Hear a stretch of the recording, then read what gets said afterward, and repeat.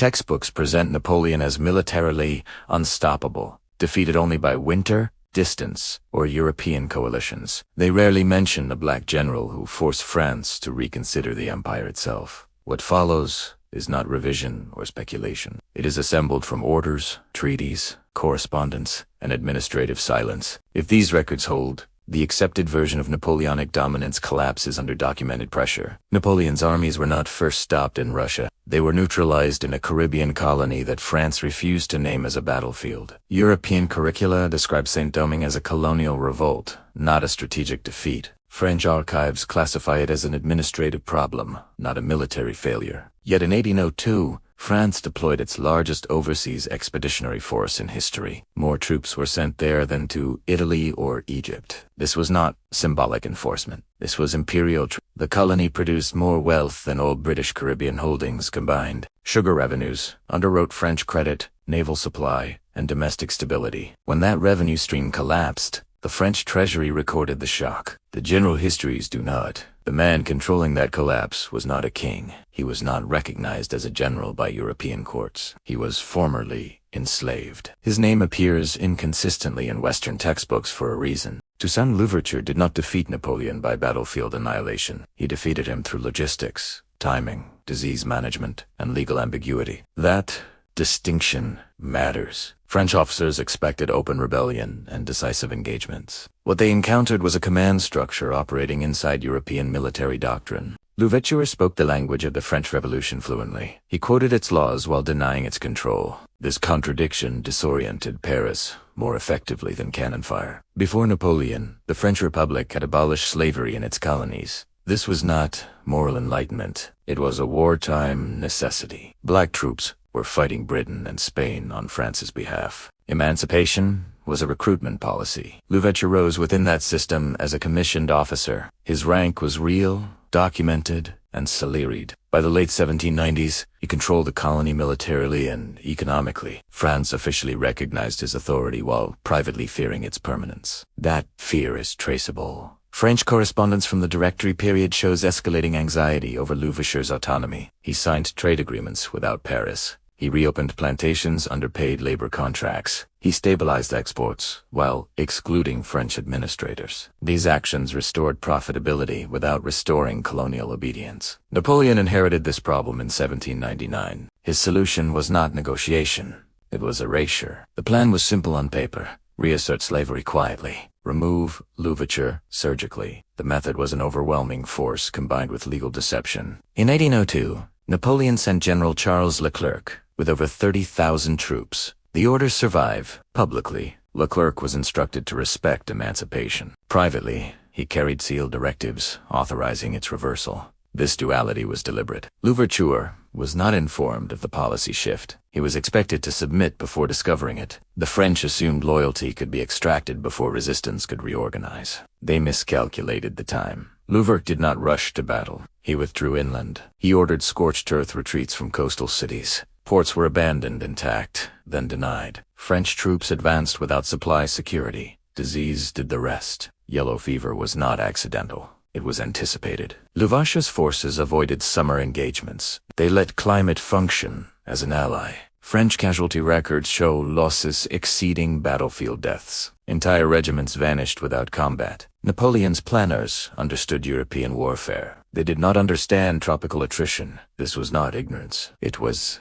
arrogance. Louverture also deployed a second weapon, compliance. He communicated cooperation while dismantling French momentum. He wrote letters affirming loyalty to France. Those letters exist. So do the delays. While French commanders waited for plantation output to resume, supply lines rotted. While they waited for loyalty declarations, fortifications multiplied inland. This was not chaos. It was administrative warfare. Napoleon demanded speed. The colony delivered friction. As French losses mounted, policy hardened. Deportations resumed. Black officers were arrested during negotiations. Louverture was invited to talks under assurances of safety. The assurances were false. In June 1802, Louverture was seized and shipped to France. No trial. The arrest violated existing French law. That violation was recorded, not debated. He was imprisoned in Fort de Joux. He died there in 1803. Textbooks often end the story here. That ending is convenient. Because Louverture's removal did not restore control, it accelerated the collapse. French troops were now exposed without local intelligence or cooperation. Former allies defected openly. Jean-Jacques Dessalines continued the campaign without pretense. The war shifted from restraint to annihilation. Napoleon's army disintegrated. By November 1803, France surrendered. The Haitian Revolution concluded with the French evacuation. This was the first and only successful slave revolution in recorded history. It also destroyed Napoleon's Atlantic ambitions. That consequence is rarely framed as causation. 18 months, Napoleon sold Louisiana to the United States. The sale documents cite the impossibility of defending the territory. That impossibility originated in Saint-Domingue. Without Caribbean revenue, North American holdings were liabilities. The map of the modern United States was altered accordingly. This chain is documented. It is not emphasized. Louverture did not live to see independence. His strategic impact survived him. Yet his role is often reduced to a precursor or a symbol. That reduction is methodological. European military history isolates European theaters. Colonial wars are footnotes. Defeats outside Europe are reframed as misadventures, not reversals. This preserves narratives of invincibility. Educational systems replicate that framing. So do popular biographies. Louverture becomes inspirational rather than strategic, moral rather than operational. This neutralizes his threat to established hierarchies. Because acknowledging his success requires acknowledging French vulnerability. It requires recognizing black command as competent within European doctrine. That recognition destabilizes racialized assumptions embedded in historical storytelling.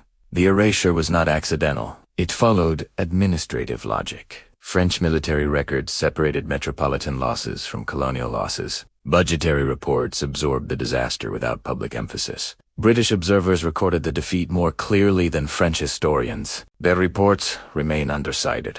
The silence is cumulative. Modern textbooks inherit these omissions through secondary sourcing.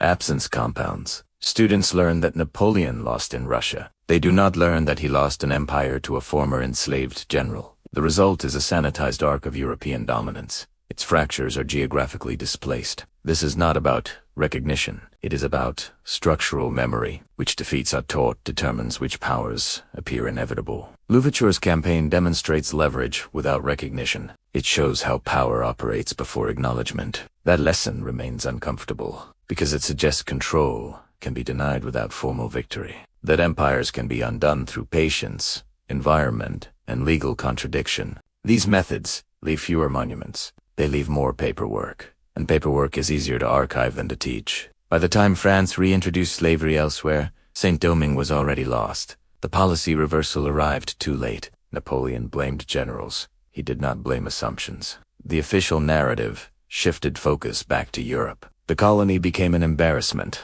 Embarrassments are not commemorated. The modern consequences visible in curricula. Haiti appears as an anomaly, not a turning point. Its poverty is explained without its strategic punishment. Its revolution is celebrated without its geopolitical cost. This separation maintains comfort, because connecting those dots would raise questions about how power responds to defiance, and how historical memory enforces compliance long after armies withdraw. Louverture's name survives, but his strategy is diluted. The general is remembered. The outwitting is not, and that omission becomes more significant when traced forward, because the mechanisms used to minimize his victory did not end in 1803. They evolved, standardized, and professionalized. They became curriculum decisions. They became archival priorities. They became silent. But silence is not neutral. Silence requires maintenance. After the French evacuation, Haiti was not isolated by accident. It was quarantined economically through policy.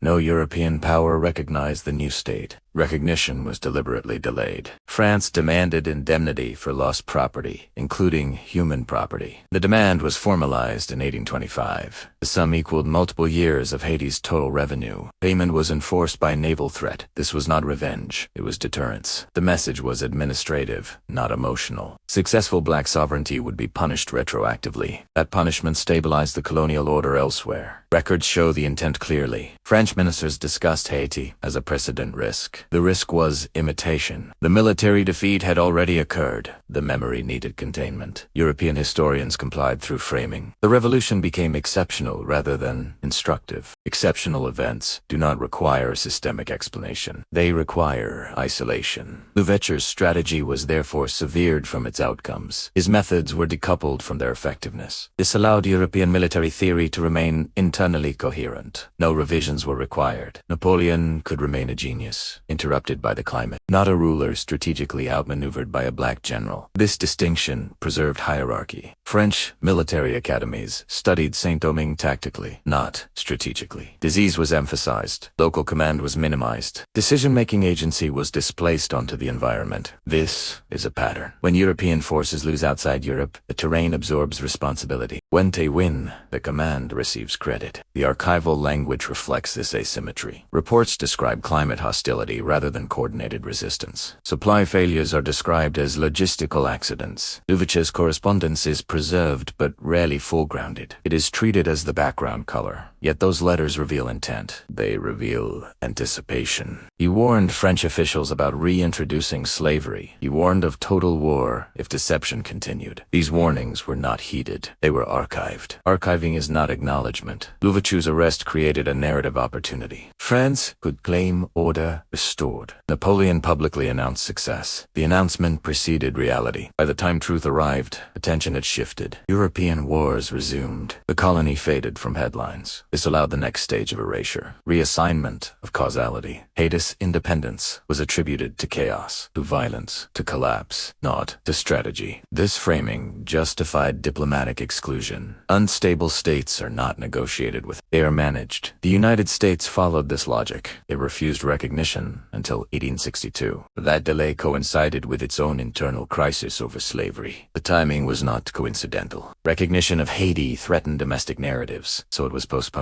British policy was similar, but quieter. Trade occurred without formal acknowledgment. This allowed profit without precedent. Haiti was economically engaged but politically invisible. A state without legitimacy. This invisibility extended to historical memory. Louverture's image was romanticized. Romantic figures do not threaten doctrine. He became a tragic hero rather than a calculating commander. Emotion replaced analysis. This transformation was repeated in art, literature, and later film. The general became a symbol. Symbols can be admired without being studied. Meanwhile, European generals continued to be analyzed operationally. Their defeats were contextualized. Louverture's success was aestheticized. This distinction is methodological. It defines who is allowed strategic intelligence. The effect reaches modern classrooms. World history courses mention Haiti briefly. Advanced military history courses rarely included. Colonial warfare remains peripheral. This separation persists despite documented impact. Despite the Louisiana Purchase, despite the collapse of French Atlantic power, maps show territorial change without explaining its cause. Causation is sanitized. This is how structural erasure functions. Not through deletion, but through displacement. The general is acknowledged. The leverage is not. Louverture's methods complicate comfortable narratives. They show that power can be denied without recognition. They show that empires can be forced into reactive positions. They show that legal language can be weaponized. These lessons remain relevant. That relevance is dangerous because it implies that dominance is contingent, that control depends on narrative maintenance. Modern institutions inherit this anxiety. Museums frame colonial history carefully. Exhibits emphasize abolition without resistance. They celebrate reform over revolt. This centers on benevolence rather than coercion. Educational standards mirror this choice. Curricula emphasized dates and declarations. They minimized logistics and policy enforcement. As a result, students learn outcomes without mechanisms. They memorize independence without understanding leverage. This preserves a belief in linear progress. It obscures conflict. Louverture disrupts that linearity. He operated inside contradiction. He used French law to undermine French authority. He exploited delay as a weapon. He understood that recognition follows control, not the reverse. This understanding is rarely taught, because teaching it would require confronting how often recognition is withheld deliberately, and how often is the delay punitive. Hatis, post-independence, Pavara is often cited as evidence of failure.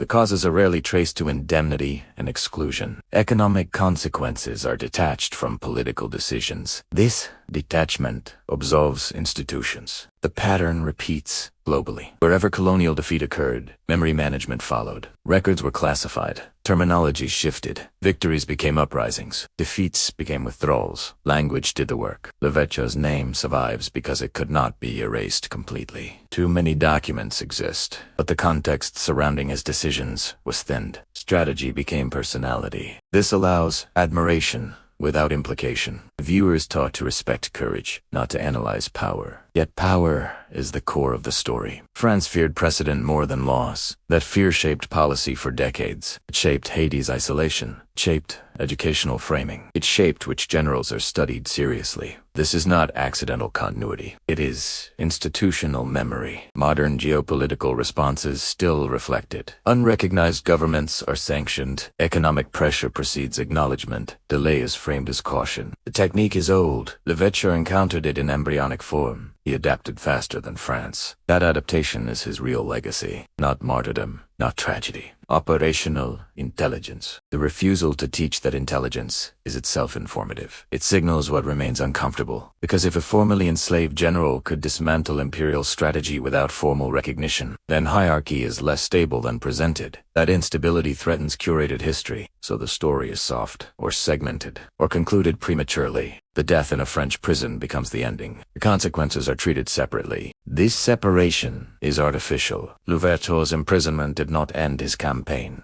It removed its negotiator. The war intensified. The outcome hardened. France lost completely. That loss reshaped the Atlantic world. Its acknowledgment would require recentering black agency, not as inspiration, as a force. This remains resisted, because acknowledging force requires reevaluating modern power arrangements and the stories used to justify them. History, as taught, is not neutral chronology. It is structured memory. What is emphasized instructs belief. What is omitted instructs limits. The black general who outwitted Napoleon's army exists within that structure as an anomaly, an exception. But anomalies accumulate. They pressure narratives. Louverture is one of several. He's simply harder to dismiss because the paperwork survived, because the consequences were continental, and because the silence around him is so carefully maintained. Silence leaves traces, gaps, inconsistencies. Those gaps point backward, not to conspiracy, to decisions about what history is allowed to do. Louverture's story does not offer comfort. It offers exposure. Exposure of how power responds when control is denied. Exposure of how memory is managed afterward. This is not about admiration. It is about recognition withheld. And recognition, on say Whitelid, shapes a century.